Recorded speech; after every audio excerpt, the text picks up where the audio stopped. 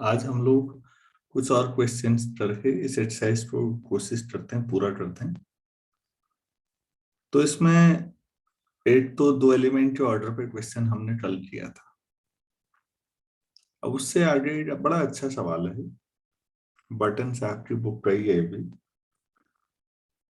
हमें ये दे रखा है जैसे किसी एलिमेंट का ऑर्डर है, given that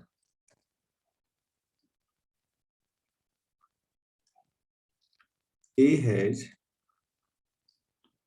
order 3 modulo P। A का ऑर्डर 3 है मॉड P पर, where P is an odd prime। P is an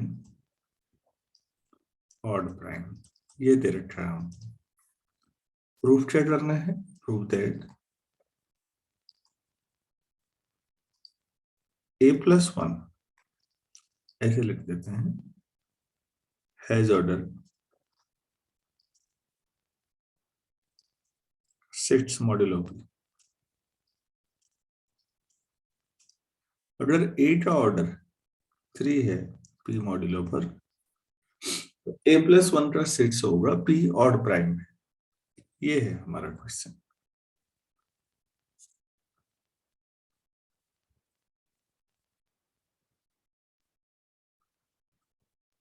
तो जो गिवन है वहां से स्टार्ट करते हैं। गिवन दैट A का ऑर्डर 3 है तो A की पावर 3 कॉन्वर्ट टू 1 आएगा modulo P।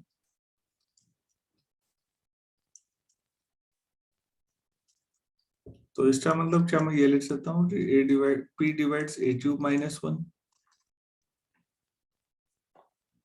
Yes sir. Yes sir. तो इसका मतलब हो जाएगा P डिवाइड्स A-1। इसके फैक्टर कर लेते हैं, A² + A+1। तो this implies P divides A-1 और P डिवाइड्स A² + A+1। अगर आप P डिवाइड्स A-1 सही माने तो इसका मतलब हो जाएगा A is congruent to 1 modulo P। ऐसा लिख सकते हैं ना? Yes sir. ये इक्वेशन 1 के साथ कंट्राडिक्शन हुआ या नहीं? Equation Yes, 1 sir. कहती, हाँ, इक्वेशन 1 कह रही है कि A का ऑर्डर 3 है, मतलब 3 is the least positive integer for which such type of relation exist. कैसा? इक्वेशन 1 जैसा। तो फिर A कॉन्ग्रुएंट टू 1 तो आ ही नहीं सकता जब A की पावर 3 ऑर्डर है। तो सॉरी, A का ऑर्डर 3 है तो ये रिलेशन तो मिल ही नहीं सकता। तो ये वाला तो सही नहीं। दीपक क्लियर है ना? P divides A² + A+1। अब ये दूसरे को लेते हैं। अगर आप इसे सही माने तो इसको आप लिख सकते हैं A² + A+1 is congruent to 0 modulo P। ये ठीक है।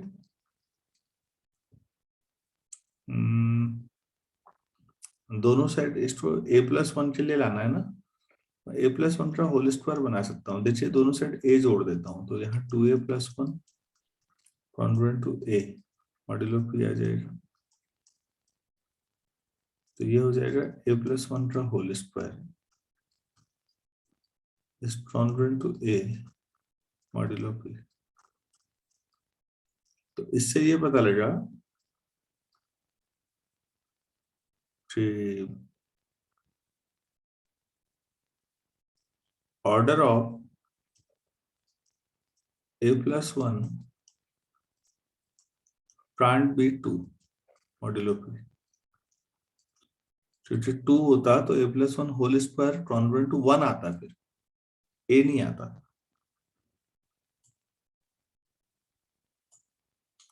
तो इसका मतलब ये इसका ऑर्डर आप लोगों को क्लियर है या नहीं है ये बात? Yes. Yes sir. अच्छा, तो 2 तो नहीं हो सकता। चलो ठीक है, अब हमें a+1 को आगे बढ़ाना है, तो a+1 का होल क्यूब करते हैं। क्यूब मतलब दोनों साइड a+1 से मल्टीप्लाई कर लिया। ठीक है भाई, मॉड्यूलो p हो गया। तो बच्चों a+1 का होल क्यूब करूं तो राइट साइड मिलेगा a² + a मॉड्यूलो p। इतना क्लियर है? Yes, sir. अच्छा यार, ये बताइए, जो ऊपर ये लिखा था, क्या मैं इससे ये भी लिख सकता था a² + a is congruent to -1 modulo p भी लिख सकता हूँ क्या? Yes, sir. तो भाई Yes. हाँ, तो ये यूज किया जा सकता है यहाँ पर। आप इसे कोई इक्वेशन बना लें, तो ये कितना हो जाएगा? -1। तो a+1 का होल क्यूब इतना आ रहा है, तो दोनों साइड फिर स्क्वायर कर लूं तो a+1 6, a+1 होल क्यूब का स्क्वायर कर लिया तो यहाँ +1 हो जाएगा। Yes, sir. बस। तो आपने देखा, आप शुरू से करते हुए आ रहे हैं कि पहली बार 1 जो आया p मॉड्यूलो पर, वो तब आया जब a+1 की पावर 6 हुई। तो इसका मतलब order of a+1 is 6 modulo p। हो गया, छोटा सा। मैं रिकॉल करा रहा हूं, जरा देखिए प्लीज, सवाल आराम से समझिए। अगर p ऑड प्राइम हो और a का ऑर्डर 3 हो तो a+1 का ऑर्डर 6 ले आओ। और बहुत डिफिकल्ट नहीं है बच्चों। अगर p a का ऑर्डर 3 है तो a की power 3 will be congruent to 1 modulo p। तो आपने p डिवाइड करेगा a³ - 1, उसके 2 फैक्टर हो जाएंगे। p अगर 2 फैक्टर को डिवाइड कर रहा है तो या तो पहले को डिवाइड करेगा या दूसरे को, या दोनों को भी हो सकता है। तो दोनों को भी हो सकता है या नहीं? वैसे अगर कभी प्राइम नंबर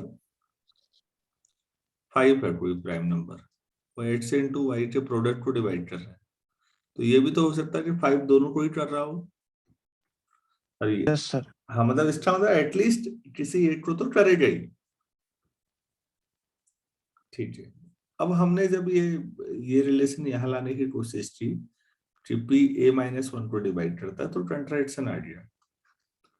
क्योंकि p अगर a-1 को डिवाइड करेगा तो a कॉन्ग्रुएंट 1 आ जाएगा मॉड्यूलो p। अगर ऐसा आ जाता है तो a का ऑर्डर तो 1 हो जाएगा ना बच्चों।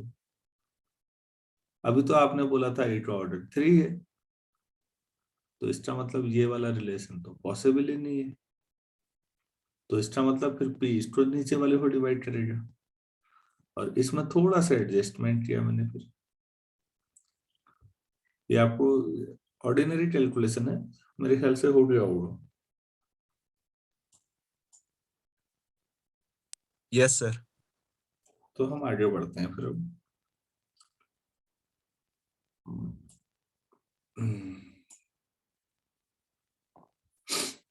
तो हमने इसके शुरुआती 5 क्वेश्चन तो कर लिए हैं 8.1 के। छठे पे आते हैं, वेरीफाई दैट क्वेश्चन। वेरीफाई करना है केवल, verify that the odd prime divisors, odd prime divisors of the integer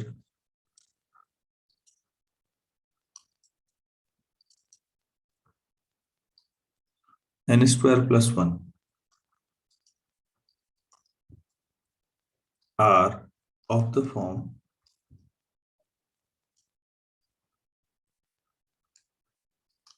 4k + 1।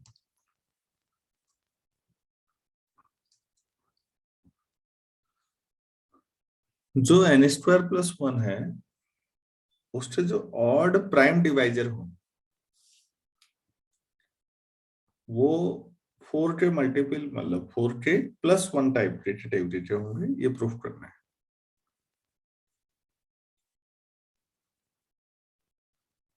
अच्छा,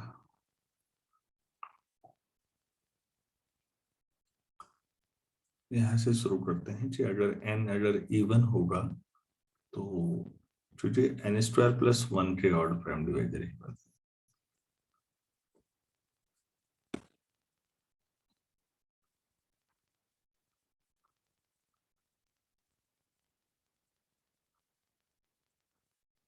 तो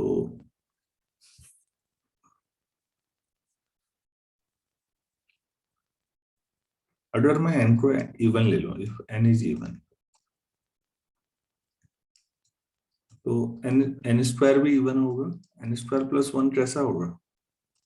और तो ये ऑड हो जाएगा, ठीक है। तो फिर अगर ये कोई ऑड नंबर है तो ये गारंटी हो गई ना यहाँ पर कि n² प्लस 1 के जब प्राइम फैक्टराइजेशन करेंगे तो ऑड इंटीजर भी आएंगे, ऑड प्राइम मतलब Yes. Prime factorisation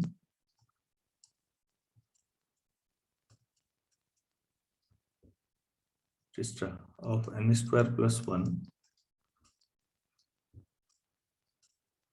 will definitely contain odd primes.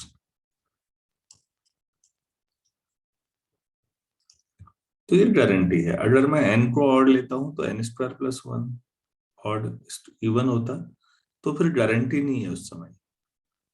Even अगर कोई इवन इंटीजर है उसका प्राइम फैक्टराइजेशन करेंगे तो भी ऑड मिल सकता है, ऐसा नहीं है नहीं मिल सकता। 20 के फैक्टर करोगे तो ऑड भी मिलेगा या नहीं मिलेगा? Yes sir. और लेकिन इवन में गारंटी नहीं है, क्योंकि अगर आप 16 का फैक्टराइजेशन करें प्राइम फैक्टराइजेशन तो आपको ऑड मिलेगा ही नहीं। तो इवन इंटीजर्स में प्राइम फैक्टराइजेशन में गारंटी नहीं है, हो भी सकता है नहीं भी हो सकता, लेकिन ऑड में तो गारंटी है ना। ऑड इंटीजर है तो प्राइम फैक्टराइजेशन में ऑड मिलेगा ही मिलेगा। Yes sir. हाँ, तो मैं एक ऑड प्राइम मान लेता हूं और मान लेता हूं वो n² प्लस 1 को डिवाइड कर रहा है। Let p be an odd prime divisor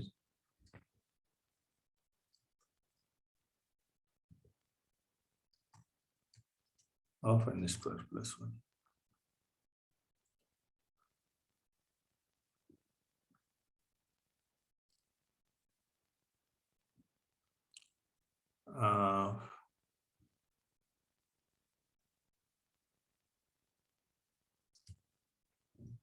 अब p अगर इसको डिवाइड करता है तो हमें जीसीडी के बारे में सोचिए। p और n का जीसीडी क्या होना चाहिए? 1। अब आप कहेंगे आपको कैसे पता 1 होना चाहिए? अदरवाइज क्या होगा देखिएगा, p n को डिवाइड करने वाला है तो n equal to some lambda times p हो जाएगा या नहीं? अगर जीसीडी 1 नहीं आ रहा है और p n को डिवाइड भी कर रहा है, माना इस टाइप का हो सकता है कुछ। अगर यस सर। p मल्टीपल हो जाए n का तो n² इक्वल टू λ² p²। तो फिर इसका मतलब तो राइट साइड इसका मतलब p डिवाइड्स n² हो जाएगा।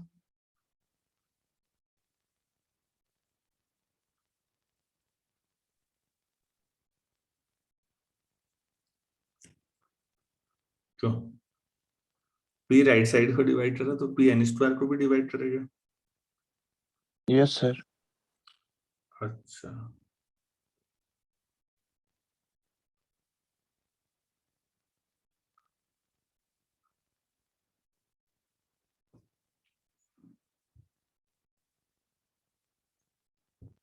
p n² को भी डिवाइड कर रहा है और आप यहाँ पर ऑल्सो नहीं, आप यहाँ पर ऊपर जहां मैंने टिक किया है p n² प्लस 1 को भी डिवाइड कर रहा है, तो इनके डिफरेंस को भी डिवाइड कर देगा। Yes sir. Minus N square,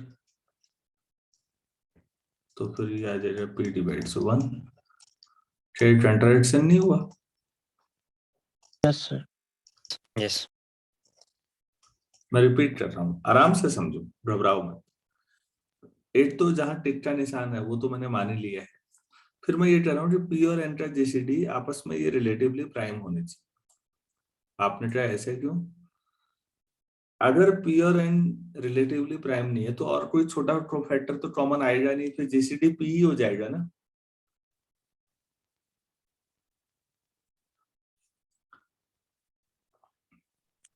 yes sir. और क्या हो सकता है बीच में फिर? अरे भाई मैं ये कह रहा हूँ कि जैसे जीसीडी हो, मेरे पास एक प्राइम नंबर 7 है और एक एन है। अगर 1 है तो ठीक है, एन काफी बड़ा ले रहा हूं मैं, मान लो एन काफी बड़ा है, तो अगर 1 नहीं है तो जीसीडी 7 आने के अलावा कोई चॉइस बचेगी आपके पास?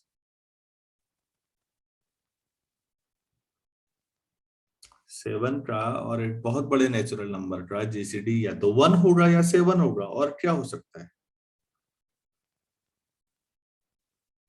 Yes, sir.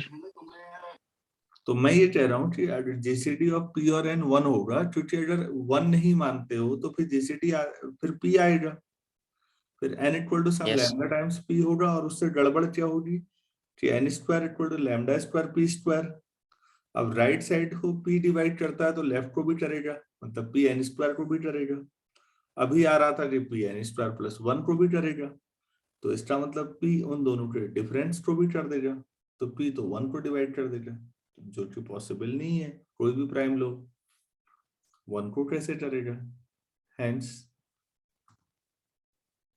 तो मेरा ये सोचना सही है, इसका मतलब मैंने ये बता दिया कि जीसीडी ऑफ पी और एन 1 ही होगा, पी और एन रिलेटिवली प्राइम होंगे।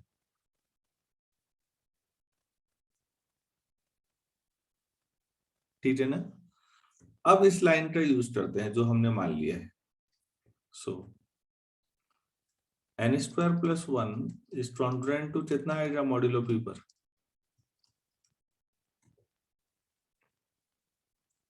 पी डिवाइजर है लिखा है तो 0 आ जाएगा, तो n square congruent to -1 modulo p, तो इसका मतलब हो जाएगा n to the power 4 square कर लें दोनों side 1 modulo P.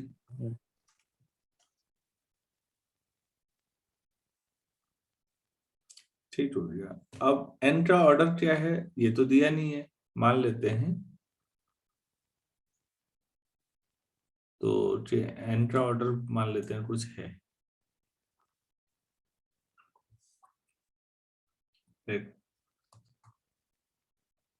order of n be r. This implies n to the power r will congruent to 1 modulo p, और ये r सबसे छोटा पॉजिटिव इंटीजर होगा जिसके लिए रिलेशन सही है।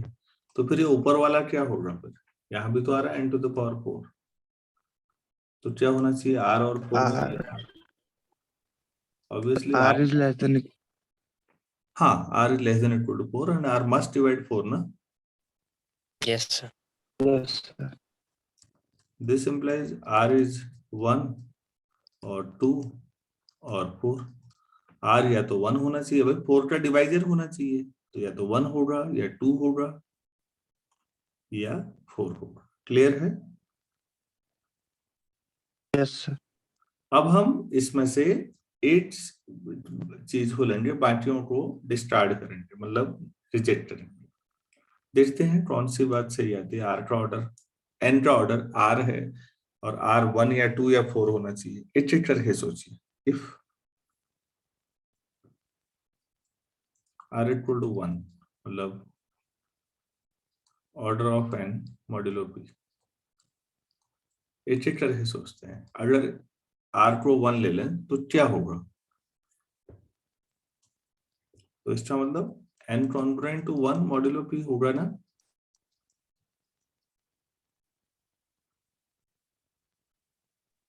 Yes, sir. तो n स्क्वायर दोनों साइड स्क्वायर कर लीजिए, congruent to 1 Sir, modulo p। Simplify n square plus 1 कर दो तो It's congruent to 2 modulo. p। अच्छा बच्चों अभी हम कह रहे थे कि p डिवाइजर है n स्क्वायर प्लस 1 का, पीछे हमने एज्यूम किया है या नहीं? Yes, sir. हाँ, अगर p डिवाइजर है n स्क्वायर प्लस 1 का तो n स्क्वायर प्लस 1 का p मॉड्यूलो पर कितना आना चाहिए? किससे Zero. आना चाहिए? 0. हाँ यही बात लिखनी है, but p divides n square plus 1 हमने तो ये लिखा है, इसका मतलब हुआ n square plus 1 must 0 modulo p। So order of n can't be 1. Modulo p, ये तो नहीं हो सकता, 1 वाला ऑप्शन तो गया। क्लियर है? Yes, sir. अच्छा इफ r इक्वल टू 2 मान लें अगर, order of n modulo p, तो फिर n स्क्वायर कॉन्ग्रुएंट टू क्या आ जाएगा? 0 मॉड्यूलो p। Yes, sir. फिर तो n स्क्वायर प्लस 1 क्या आ जाएगा? 1 modulo. अभी क्या कर रहे थे आप? Again contradiction, Yes. ये भी नहीं हो सकता, तो फिर क्या चॉइस बची? R equal to 4. Order of n. So the only choice is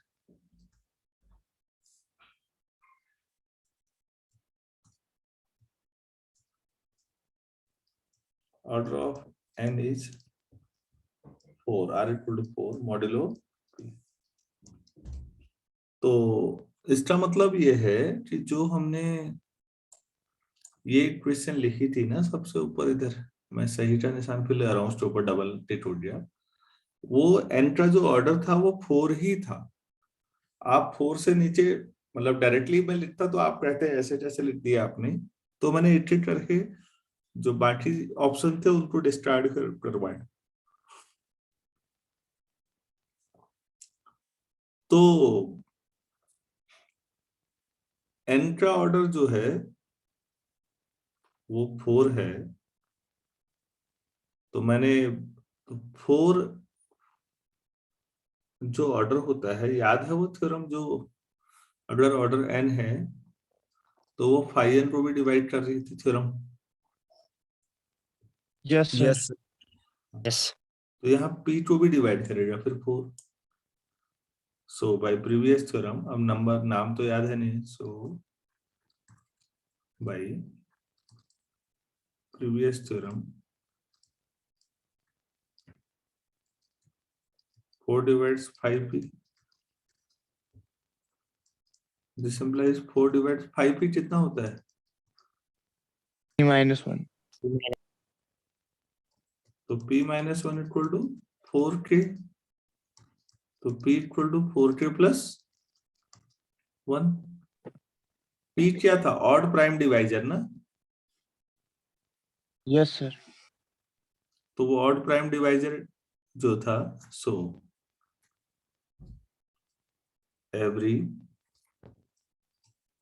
odd prime divisor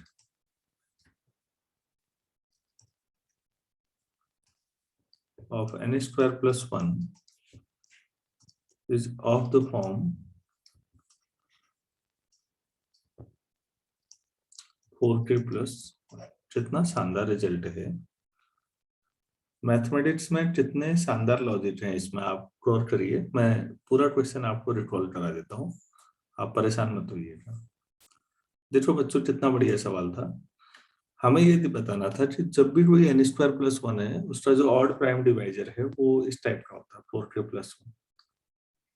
तो मैंने n इवन ले लिया, तो ये n स्क्वायर प्लस 1 ऑड आ गया, तो इसमें ऑड प्राइम तो मिलेगा ही मिलेगा। ठीक है, यही केस ले लेते हैं। तो मैंने ये कहा कि P order odd prime divisor मान लेते हैं n स्क्वायर प्लस 1 का। तो p और n का जीसीडी या तो 1 होगा या सीधे p होगा। अगर आप जीसीडी दोनों का p और n का p ले लेते हो तो क्या गड़बड़ होती है, मैंने ये बताया था कि p डिवाइड से 1 टाइप का प्रूफ हो जाता है। तो फिर जीसीडी p और n रिलेटिवली प्राइम ही होंगे, 1 ही आएगा। ठीक है, p अगर n स्क्वायर प्लस 1 को डिवाइड कर रहा है तो n स्क्वायर प्लस 1 ये आ रहा है आपके पास 0 मॉड्यूलो p पर, ये वाला। यहां से आपके पास ये रिजल्ट आता है। अब आपको ये दिखाना है कि n का जो ऑर्डर है वो 4 है, लेकिन आप डायरेक्ट तो नहीं ले सकते। अभी तो आप मान लीजिए कि n का ऑर्डर r है, तो जो r होगा वो 4 को डिवाइड करेगा। तो मतलब r या तो 1 हो सकता है या 2 या 4। और 1 और 2 को कैसे डिस्कार्ड करें, बस इसी में थोड़ा हमें समय लगे। आप देखिए अगर 1 लेते हैं तो क्या गड़बड़ होती है, मैंने ये समझाया, वो आसान है, छोटे छोटे। 2 अगर लेते हैं तो भी वैसे ही गड़बड़ है। तो फिर ओनली चॉइस एक ही बचती है कि n का ऑर्डर 4 होगा मॉड्यूलो p पर। अगर 4 है तो अगर किसी एलिमेंट का ऑर्डर अगर कुछ n आ रहा है तो n 5n को डिवाइड कर रहा था, मैंने थ्योरम कराई थी। तो यहाँ पर 5p को डिवाइड करेगा 4, लेकिन 5 ऑफ p तो p माइनस 1 होता है। बस हो गया। मैं अच्छे तरीके से समझा पाया सारी चीजें? Yes, sir. Yes, Yes, sir. sir. चलो ठीक है यार, फिर इसमें एक क्वेश्चन और बढ़ाते हैं।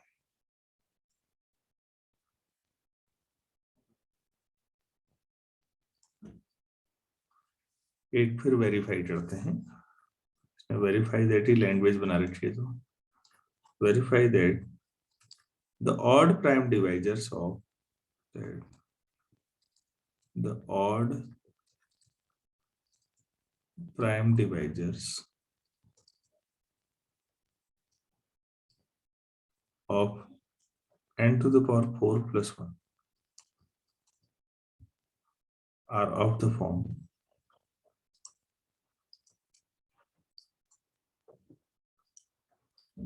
8k plus 1।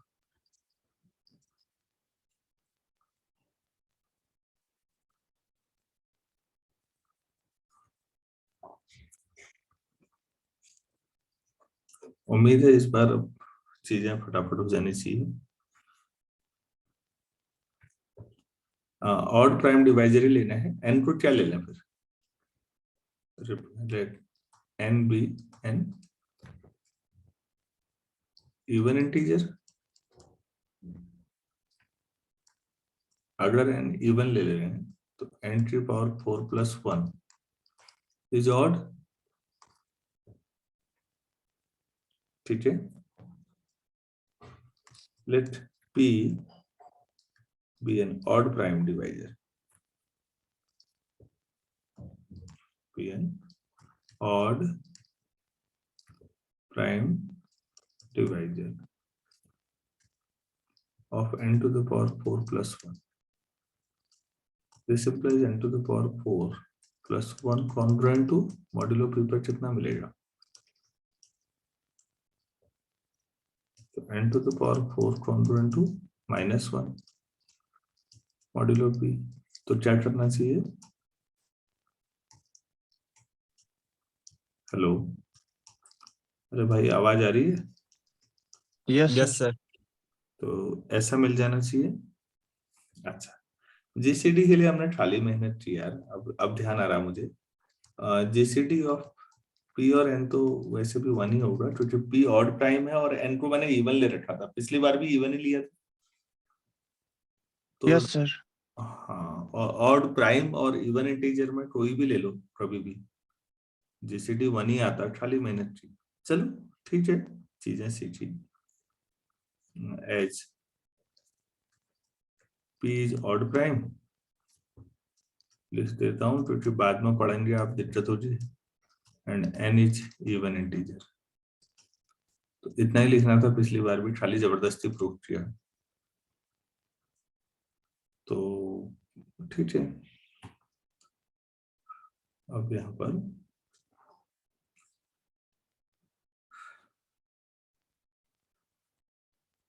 इससे क्या होगा, n की पावर 8 1 आ रहा है, let order of n modulo p be r, तो फिर r डिवाइड से 8, r इक्वल टू 1 और 2 और 4 और 8, यही करना है। Yes. अच्छा, एक एक करके इनको डिस्कार्ड करना है यार, कोई कठिन काम नहीं है बच्चों। लर्निंग तो हमेशा एंजॉयबल होनी चाहिए, उसको लेकर ज्यादा टेंशन मत लिया करो। अगर मैं R1 ले लेता हूँ, मतलब n का ऑर्डर 1 ले लेता हूँ, तो इसका मतलब क्या प्रूफ हो जाएगा, n कॉन्ग्रुएंट टू 1 module तो यार n की पावर 4 कितना प्रूफ हो जाएगा, 4 into 1 modulo p. तो फिर ये सवाल जो है n की पावर 4 प्लस 1 कितना प्रूफ हो जाएगा, 1 मॉड्यूलो 2. हाँ 2, सर 2 हाँ 2 आ जाएगा। अब पीछे जरा देखिए तो n की पावर 4 ये वाला, हाँ ये क्वेश्चन तो हमें बार बार यूज करनी पड़ेगी, तो इसको इक्वेशन कैपिटल ए मान लो। This is contradiction to equation A, तो ये तो नहीं हो सकता भाई।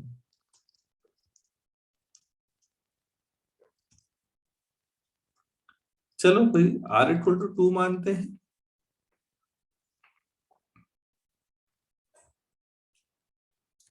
तो क्या हो जाएगा, n square congruent to 1 mod p, फिर वही n की power 4 congruent to 1 mod p, तो n की पावर 4 प्लस 1 फिर वही आ जाएगा 2 मॉड p।